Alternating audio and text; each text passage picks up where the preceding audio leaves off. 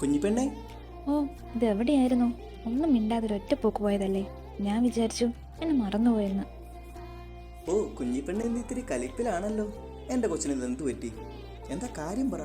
കൊച്ചി പിണക്കത്തിലാണോ? ഓ, നമുക്കെന്ത് പിടക്കാം. ബർത്ത്ഡേ ഒക്കെ എടുത്തതുകൊണ്ട് ചിലരൊക്കെ ഇവിടെ ഭയങ്കര ബിസിയല്ലേ. പിന്നെ നമ്മളെയൊക്കെ ഓർക്കാൻ എവിടെന്നാ നേരം?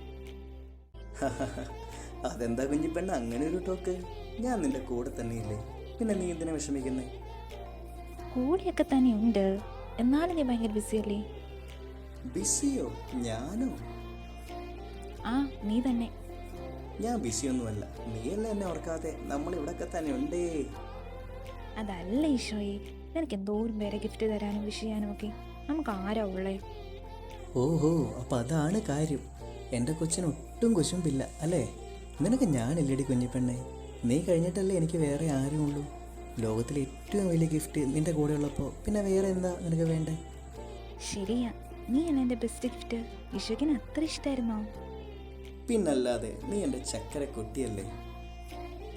അതെ.